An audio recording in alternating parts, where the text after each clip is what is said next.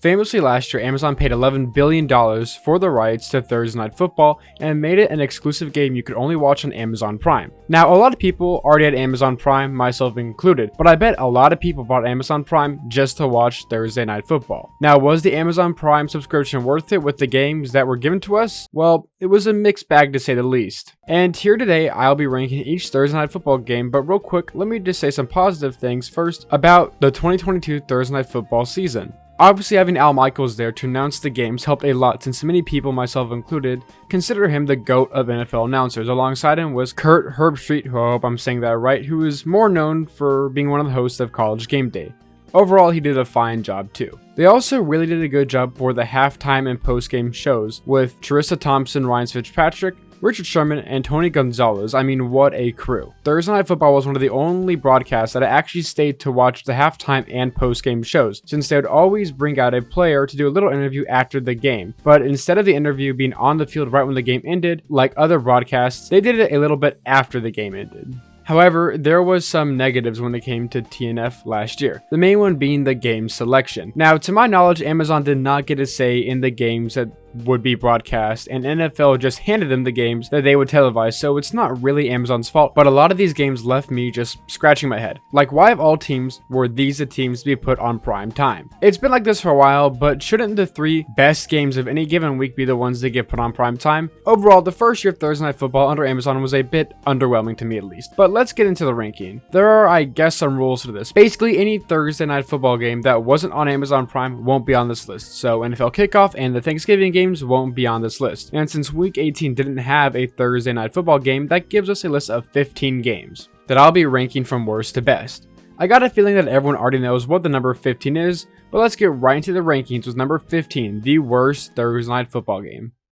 Number 15, Week 5 Colts vs Broncos, final score 12-9. I have seen a lot of really bad football games in my life, but honestly, this might be it. This might be the one. I truly believe that this is the worst football game that has ever been played, at least that I have seen with my own 2 eyes. I mean, just look at the scorecard. 3, 3, 3, 3, 3, 3, 0, 3. No touchdowns were scored in this game. To be honest, I can't really complain when it comes to the teams that are playing in this game. Both the Broncos and Colts were supposed to be new revamped teams with great potential. But as we know, after the season, they were 2 of the worst offenses and teams in the NFL. People can say, oh well, you just don't like watching good defense, but that's really not the case with this game. It wasn't like amazing defense was being played, it was just really horrible offense.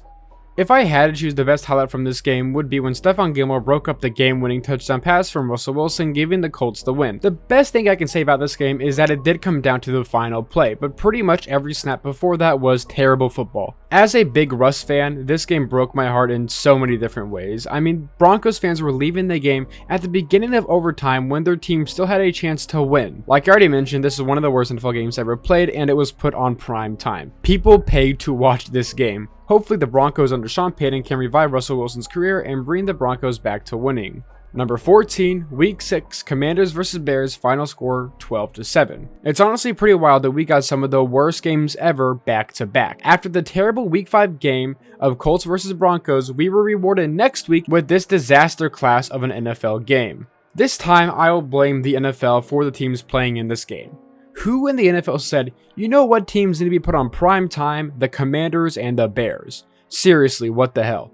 Remember, at this point in the season, the Commanders were 1-4 and the Bears were 2-3. The highlight of the game was when Justin Fields rushed from the 44-yard line all the way down to the 6-yard line to put the Bears in a good position to get the go-ahead touchdown to win the game. Somehow, like the last game, the game was also decided at the very end of the game, which does give the game some intrigue, but the rest of the game was terrible. The Bears would get all the way down to the 6-yard line, and then the Commanders would have a goal line stand to win the game, with Darnell Mooney juggling and actually catching the game-winning pass, but he did not cross the goal line. This game also basically started the Commanders' rally back to playoff contention, as they would win 6 out of the next 7 games. For the Bears, this was just a sign of what was to come for the rest of the season, since they would only win 1 more game after this. Really, the only reason why this game is better than Colts vs Broncos is because at least 2 touchdowns were scored in this game. I know, just saying that disgusts me, that there was really a Thursday Night Football game where no touchdowns were scored. Number 13, Week 16, Jaguars vs Jets, final score 19-3. If you told me before the 2022 NFL season that a Week 16 game between the Jets and Jags would have serious playoff implications, then I wouldn't believe you. Basically, whoever lost this game would not make the playoffs. If the Jags win this game, they'd be one step closer to dethroning the Titans as AFC South champs, and if the Jets lose, they'd be under 500 after at one point having a 7-4 record. Believe it or not, the Jets would actually score first with a field goal going up 3-0. That would be the only time they'd have the lead though, as the Jets never even scored again. The highlight of the game is probably Trevor Lawrence's diving touchdown that basically won the Jags the game in the second quarter. Unlike the last game on this list, only one touchdown was scored in this game, but there was way more offense played in the game overall. This was also the game that effectively ended Zach Wilson's career, as after throwing a pick to end the second quarter, he would not start again for the rest of the season. In this sleek, all black Jets jerseys too. That's too unfortunate. This was another pretty bad game. This is the first game on the list that wasn't decided late in the game, which obviously makes it a pretty bad game, but there's just so much more interesting things that happen in the game that it makes it better than the last two games on the list. Number 12, Week 13, Bills vs. Patriots, final score 24-10. I would say we are out of the terrible games now, and we find ourselves in the subpar and mediocre games tier. Really, any Bills game should have some fun in it, and there was some fun to be had, but outside of the Marcus Jones screen touchdown and Josh Allen's toe tap TD to Gabe Davis, the game was pretty mediocre, with the Bills controlling the game and the Patriots' troubles on the offensive side of the ball being highlighted in this game, only being able to muster one extra field goal to make the score not look as bad. They also kicked a field goal while being down 24-7 with 1 minute and 57 seconds left in the game instead of trying to get a touchdown, so that was nice. At least the Patriots went out in style with those nice throwback jerseys though. The highlight of the game, I already mentioned it, was Josh Allen's touchdown to Gabe Davis. Now, I'm gonna be honest, I don't see Burrow doing this, guys. Now, am I pushing Allen over Burrow agenda in a video about Thursday Night Football? Maybe. Number 11, Week 10, Falcons vs. Panthers, final score 15-25. This was the game that turned Marcus Mariota into a meme because he really thought he was Patrick Mahomes with this play. He was technically down, so the interception didn't count, but I mean, he threw it right to the other team. The game also wasn't as close as the final score suggests because the Panthers pretty much had control of the entire game from start to finish. The highlight of the game to me is Marcus Mariota's dot of a pass to the other team, JC Horn getting the interception. I don't know why, but this play is just really funny to me. Like, it wasn't third or fourth down either. Marcus didn't need to throw this pass, but he did anyway and it got intercepted. This is another game that is pretty perplexing that it got prime time spots, as other games that were available for this week were Vikings versus Bills and Cowboys versus Packers. You went up against this year. Man, ain't nobody. First of all, ain't nobody tough that I feel is tough. You know, because if a receiver beat me, it's probably something that I did. All right, man, ain't nobody. First of all, ain't nobody tough that I feel is tough. You know, because if a receiver beat me, it's probably something that I did. All right, man, ain't nobody. First of all.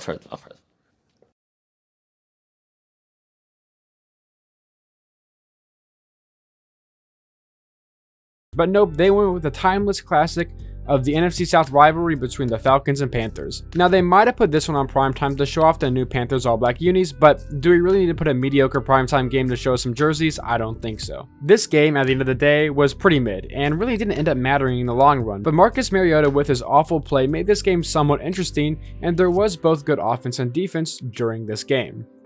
Number 10, Week 15, 49ers vs. Seahawks, final score 21-13. Despite the score showing a one-score deciding game, the game was never really close as the 49ers controlled the entire game, having a 21-3 lead at one point. The highlight of the game is Brock Purdy's 54-yard pass to George Kittle for a touchdown that put them in the 21-3 lead, essentially putting the game out of reach for Seattle. This game had some pretty nice offense from both teams, unlike the other games, and some really cool plays like Brock Purdy's 2 fake-out passes and then pass to George Kittle, which found its way into the end zone. For the Seahawks, they basically had to rely on the passing game since they just could not get any run game going against the 49ers front 7. The 49ers had a bunch of fun plays to watch, both passing and running, as Christian McCaffrey also got over 100 yards rushing this game. Overall, a pretty decent game, but nothing to write home about. But to be fair, it was probably one of the better games to put on prime time in Week 15. Number 9, Week 17, Cowboys vs. Titans, final score 27-13. If you couldn't tell, we were basically in the tier of games that were a bit of fun, but one team pretty much controlled the entire game and you pretty much knew who was going to win the entire time. Something cool about this game though is that it was Joshua Dobbs' first start of the season for the Titans as the Titans try to salvage their season and make the playoffs. Of course, my Cowboys made that just a bit harder for them since they beat them in this game, forcing the Titans to have to win in Jacksonville to make the playoffs. Like I said, the Cowboys controlled the entire game except for one drive where the Titans got within one score, where the Cowboys scored directly after that, which also brings us to the highlight of the game. Dak Prescott's perfect pass over the head to Dalton Schultz that pretty much ended the game for the Titans. I mean, surely another tight end during this game wouldn't somehow hand a perfect pass by Dak Prescott to the other team, making the Dak Prescott interception allegations worse, despite the fact that Dak Prescott is top 10 all-time when it comes to TD and INT ratio. Now, surely that wouldn't happen. Again, a game that had some fun in it, but not an amazing game. But the boys got it done with these nice Arctic jerseys. I hope to see these jerseys used more. Number 8, Week 11, Titans vs. Packers, final score 27-17. That's funny, the Titans' both appearances on Thursday Night Football are back-to-back on this list. Despite the 10-point lead for the Titans in the final score, this was a pretty tightly contested game for the first 3 quarters. Then Ryan Tannehill threw a TD to Austin Hooper on the first play of the fourth quarter to put them up 27-17, and no other points were scored during the game. This could have been a really good game if Green Bay was able to score any points in the fourth quarter to make it a close game, but with no points being scored in the final quarter except for the very first play of it, it kinda just leaves you with a sour taste in your mouth. This was a pretty pass-heavy game since neither starting running back for either team averaged more than 4 yards, and it was kind of a breakout game for Treylon Burks with the 7 receptions for 111 yards. The highlight of the game goes to Austin Hooper's TD pass that at first looked like a fumble for him, but was later ruled as a touchdown that gave the Titans the lead that they would win off of. Unlike the last couple of games, no one team controlled the game for the majority of it, just the Titans in the fourth quarter, so there is some intrigue during the game. Number 7, Week 4, Dolphins vs. Bengals, final score 15-27.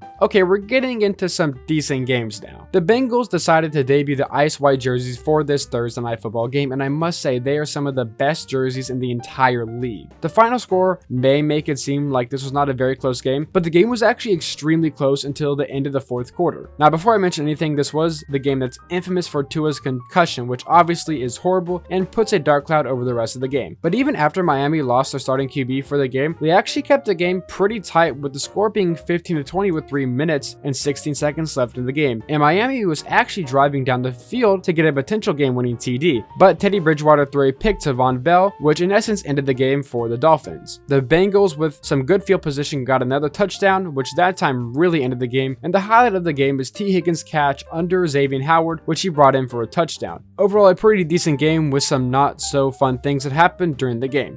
Number 6, Week 9, Eagles vs. Texans, final score 29-17. A surprisingly close game until the final quarter, as the Houston Texans kept this game in reach for a very long time against the Eagles, proving the Eagles were frauds. I mean, just showing how good the talent in the NFL really is. This game was used again as a debut game for a team's jersey. Well, not jerseys, but actually a helmet. The Battle Red Texans helmet. And yeah, these red helmets with the red jerseys are probably the best look for the Texans. Both offenses were fun to watch during this game, and obviously the Texans being able to put up points first was insane to watch too. The thing holding the game down was the lackluster final quarter. After the Eagles' touchdown in the early fourth quarter with a successful 2-point conversion, it seemed like the Texans finally ran out of steam and couldn't score any more points, making the game end in a somewhat mediocre rate. I will give the highlight to the game though to Davis Mills' scramble out of the pocket, touchdown pass to Chris Moore. Number 5, Week 3, Steelers vs. Browns, 17-29. Back-to-back 17-29 games, except this time the game was a one-score game and the Browns at the very end got a touchdown off of a Steelers' desperation play to make the final score seem a bit more lopsided. Real quick, because this was way too obvious, the highlight of the game is George Pickens' insane one-handed grab. I mean, look at this. At this point in the season, the Browns were still being led by Jacoby Brissett, but their offense looked like a well-oiled machine, and so did Pittsburgh's. Both teams traded touchdowns for the first 2 quarters. Unfortunately for the Steelers, all their offense could muster up after that was 1 field goal, while Cleveland was able to get a Nick Chubb rushing TD with still 8 minutes left in the fourth quarter. The Steelers, though, for the rest of the game couldn't get anything going, and on their field goal attempt, they had to try an onside kick after, and it was unsuccessful. When Pittsburgh finally got the ball back, it was too little too late, and the Browns got a touchdown off a lateral pass from Najee Harris to close out the game with a bang for them. Number 4, Week 8, Ravens vs. Buccaneers, final score 27-22. This was a game that took a while to get going, honestly, with the score being 10-10 until very late into the third quarter, when the Ravens scored a touchdown with 5 seconds left in the third quarter. The Ravens did get a strong 27-17 lead in the fourth, but of course Tom Brady tried to make another comeback, scoring but not being able to get a 2-point conversion to make the score 27-22. The Bucs couldn't convert the onside kick and the Ravens were able to kneel out the game. The Ravens usually have flashy offense with Lamar Jackson being the QB, so most of their games are pretty fun to watch. The Bucs also look like a capable football team this game, which is something that they couldn't always do last year. The first half of the game was not too entertaining, but the second half more than made up for it, with the team showing blows and both teams scoring more points than they did in the first half. I would say the highlight of the game is Lamar scrambling out of the pocket and throwing a nice pass to the back of the end zone to Isaiah Likely, who was able to toe tap the catch for a touchdown.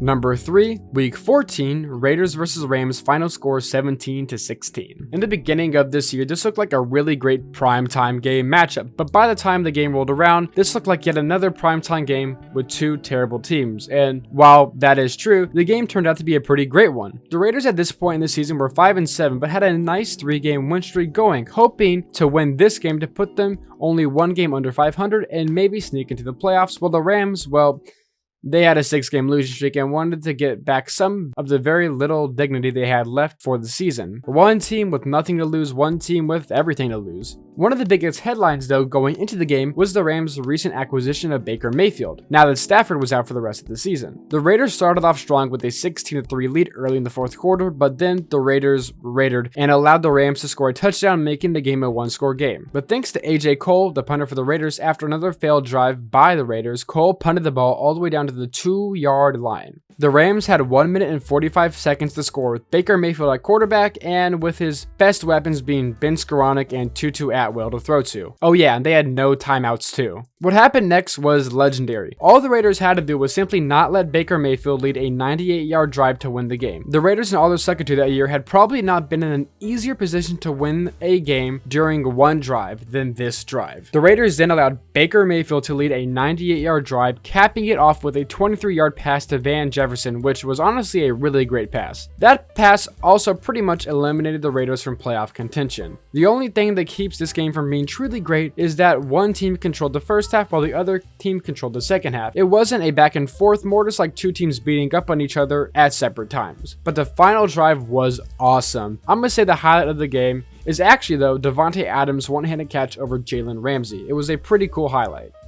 Number 2, Week 2, Chargers vs. Chiefs, final score 24-27. The very first ever Amazon Prime stream game of Thursday Night Football, and it started off with a bang. I think for the foreseeable future, the two times these teams match up are going to be on prime time. Chiefs versus Chargers, Mahomes versus Herbert, I mean, how can you not love it? It's honestly a crime that we have to wait until Week 7 in 2023 to see these two teams play. Anyway, about the game. Despite the close final score, the Chargers actually held 10-point leads twice in this game. Once when they were up 10-0 and the other one when they were up 17-7. But the Chiefs were able to tie up the game and actually go up 24-17 when Justin Herbert was picked off for a pick 6 at the Chiefs' 1-yard line on a play where Gerald Everett kind of forgot he was playing football. The unfortunate thing about this game is that Justin Herbert's ribs got pretty much destroyed in the fourth quarter, but that did not stop the Chargers from keeping the game close, as Herbert was able to throw 2 perfect passes on the same drive, getting the Chargers a touchdown and putting the game within 1 score.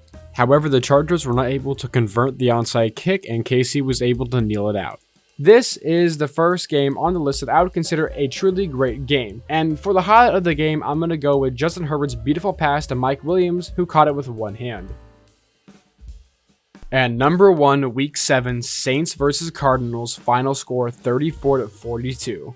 You know the game is good when both teams have more than 30 points. I mean, let's just compare this scorecard on this game to the number 15 game on this list. I mean, it's night and day. This game was fireworks from the very beginning. One of the very first plays of the game was a 55-yard touchdown from Andy Dalton to Rashid Shaheed. The Cardinals, though, responded with the field goal drive, and then on the next Saints drive, Andy Dalton threw a pick in the end zone. However, Arizona would only get 1 field goal out of this, and the Saints would score another touchdown. But if you remember from the scorecard, the Cardinals scored 25 points in the second quarter. So how did that happen? Well, first of all, they already have 3 of the 25 points from that field goal. Then the Cardinals got a rushing TD, then got the 2-point conversion to tie the score. On the next Saints drive, though, Andy Dalton throws a pick 6, which really wasn't his fault, but this play also creates one of the best slow-mos in an NFL game after a score that I have ever seen.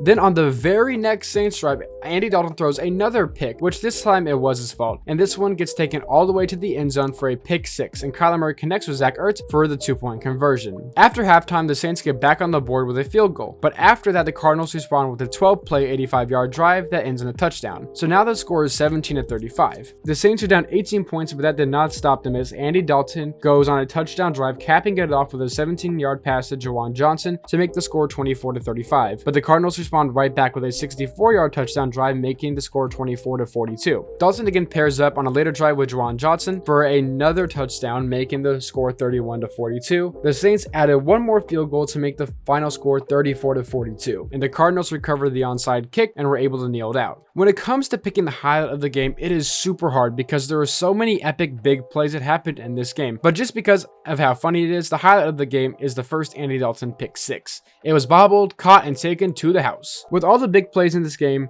this is easily the best game from the 2022 Thursday Night Football schedule. I think the last game we looked at just shows that choosing primetime games can be very difficult. Both those teams were not playoff teams in 2022 and made the best primetime game on Thursday Night Football that entire year, while the 49ers and Seahawks, both playoff teams, made for one of the most mid games on the list. I still think the game selection in 2022 though was pretty bad. 17 of the 29 teams featured were not playoff teams. It sometimes can be hard to predict which teams will be good, like the Broncos and Colts game, but like, did the Bears and Commanders really need to have a primetime game? Did anybody think those two teams were going to be good? In 2022, the Titans were the only team that appeared on Thursday Night Football twice, and there are actually 4 teams in 2023 that will appear on Thursday Night Football twice. The Bears, Saints, Steelers, and Jets. The Jets and Saints, I understand. The Steelers are a bit questionable, but the Bears? We're going to see the Bears 2 times on prime time, really? Do we really need that? And guess what Week 5's Thursday Night Football game is? That's right, they're running it back, the second worst game of Thursday Night Football. They're going to play it again. Overall, looking at the 2023 Thursday Night Football schedule, I do think that it is a better one than last year's. There are some pretty interesting games like Lions at Packers, Broncos at Chiefs, Bengals at Ravens, Seahawks and Cowboys, and more. But there are a few questionable ones. Patriots Steelers 7 years ago would have been cool, but nowadays not so much. Giants at 49ers is probably not going to be good either, and Panthers at Bears. Now, to be honest, I only think the reason why this was put on prime time was because the Panthers traded for the first overall pick from the Bears, so we get to see Bryce Young go against a team that could have theoretically drafted him. At the end of the day, it's pretty hard to discern which games will be good games and which game will be bad games, since the NFL has so much parity. But I'm not going to sugarcoat it. With only 2 great games and some pretty awful games and a bunch of mid games, the 2022 Thursday Night Football season was pretty lackluster. Hopefully, that is different in 2023 since you have to pay a subscription to watch these games. Anyway guys, hope you guys have enjoyed this video and thank you guys for watching. Peace.